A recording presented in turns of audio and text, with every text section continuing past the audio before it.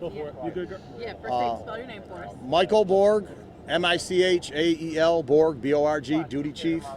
Just go over what happened. Approximately 5 o'clock in the morning, we had a driver that works for the company was offloading some product. He noticed steam or fire coming from one of the tanks. He called. He heard a pop, an explosion. He left out of there. We got the call around 5:10. Companies responded. The company here, it's called Avitas. They recycle industrial oil into lubricants. There's approximately 100,000 gallons of used oil here, and our biggest concern was a 2,000-gallon tank of sulfuric acid.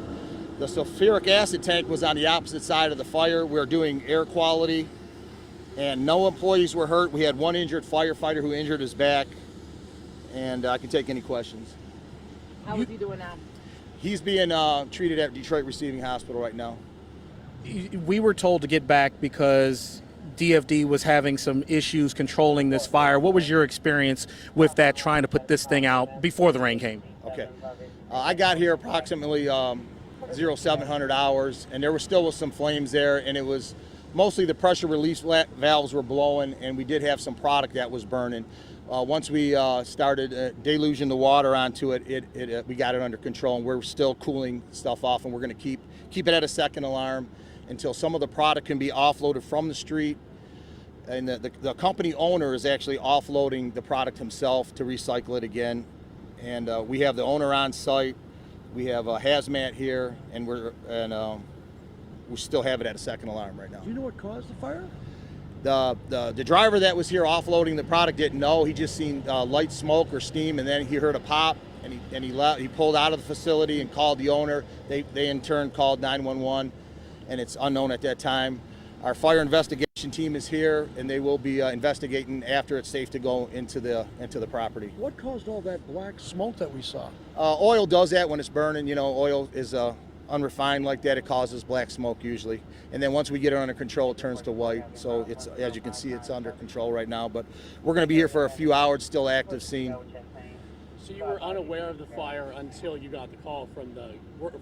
Yes. And this was probably, just before 5 o'clock in the morning. He was here working, offloading product, and he was there. And we don't know if it was mechanical or if he did something. We're unaware of that right now. Is there environmental concern at all? Yeah, we have air quality. Our hazmat team is here. They're driving around, monitoring the air. This is a mostly industrial area, but we do have a couple neighborhoods to the south, I think, and they're over there, and yeah. Should they be evacuated? Not as of yet. If we get a reading, we will start evacuating people. Just with the materials inside, could it have gotten much worse if you guys didn't respond so quickly and gotten the call? Yeah, they got here within a lot of time as soon as they got the 911 call. And the pressure, all his equipment seemed like it worked, the pressure relief valves and all the safety stops that were in place, it seems like they all worked. So today, we were fortunate everything kind of worked the way it was supposed to. Any message for community members that are looking on as this is where they live or they're in this area? We're going to continue to monitor for probably 24 hours or until this is totally mitigated, and we're on the scene, and we're going to keep working, and you'll be informed through the news media or by the fire department of a danger. And then a message for the men and women on your team that were able to put this fire out so quickly, at least help so far. Yeah, with the humidity and the heat, they did a great job, and everybody was safe. We're putting all of our safety measures in place, and we just want to make sure that everybody's, safe.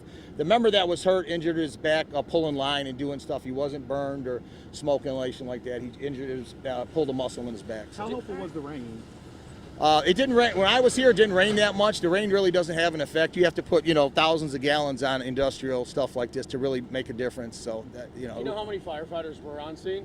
Or how many crew members? Yeah, I would say anywhere from 37 to 57 firefighters were here. Now we have even more because fire marshal's here and hazmat here. Everybody's here. So then at the moment, what's the biggest concern between now and kind of the rest of the morning and afternoon? Monitor the air and keep cooling and offload this product that's all the oil, the water oil mix that we have in the street. Get all that offloading cleaned up, and then just do the EPA concerns inside the property. That's it. Is it likely for another hotspot to kick up and this could reignite, or is that unlikely? That's why we're going to be here for probably, at least probably 8 hours. We won't leave until it's totally mitigated.